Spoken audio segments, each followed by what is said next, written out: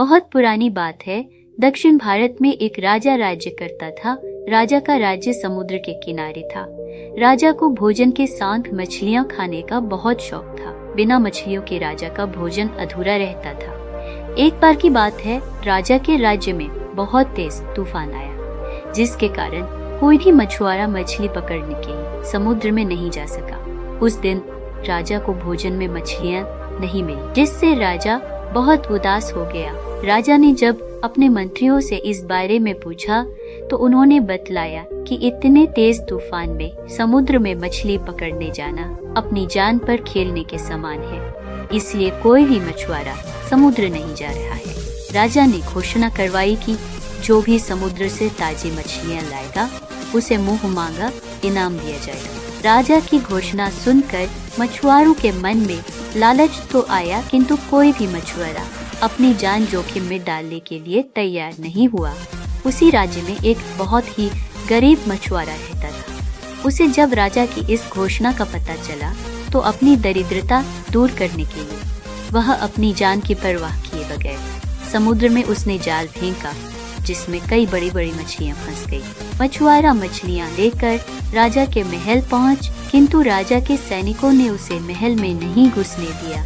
राजा के एक खास मंत्री ने मछुआरे को ताजी मछलियों के साथ देखा तो मछुआरे को अपने साथ राजा के पास ले जाने के लिए तैयार हो गया।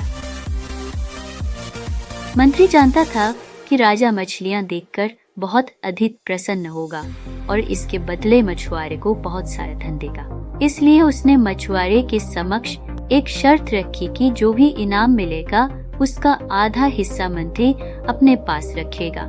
मछुआरा मंत्री की बात मान गया और मंत्री मछुआरे को लेकर राजा के पास पहुंचा। मछुआरे के पास ताजी ताजी मछलियां देख राजा बहुत खुश हुआ। राजा ने मछुआरे को मुंह मांगा इनाम मांगने के लिए कहा। मछुआरा राजा से हाथ जोड़कर बोला, महाराज मुझे 20 कोड़े मारे जाएं। मछुआरे की बात सुनकर राजा को बड़ा आश्चर्य हुआ और उसने फिर से मछुआरे से कुछ मांगने के लिए कहा, किंतु मछुआरे ने फिर 20 कोड़े खाने का इनाम मांगा। राजा ने अपने सैनिकों को बुलाया और मछुआरे को 20 कोड़े मारने का आदेश दिया। सैनिकों ने मछुआरे को कोड़े मारना शुरू किया। 10 कोड़े खाने के बाद मछुआरा राजा, मुझे आप जो भी इनाम देंगे उसका आधा हिस्सा मुझे मेरे हिस्सेदार को देना पड़ेगा, इसलिए बाकी के 10 कोड़े मेरे हिस्सेदारी को दे दिए जाएं। मछुआरे की बात सुनकर राजा को फिर आश्चर्य हुआ और राजा ने उसके हिस्सेदार का नाम पूछा। मछुआरा मंत्री की तरफ इशारा करते हुए बोला, महाराज यही मेरे हिस्सेदार हैं। इन्होंने ही मुझे आपके पास लाने के बदले प्राप्त इनाम का आधा हिस्सा मांगा है।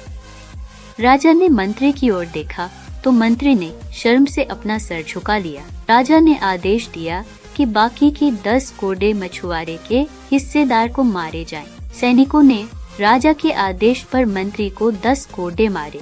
राजा ने मंत्री को उसके लालच के कारण अपने मंत्री पद से हटकर राज्य से बाहर कर दिया और मछुआरे को बहुत सारा इनाम देकर विदा किया।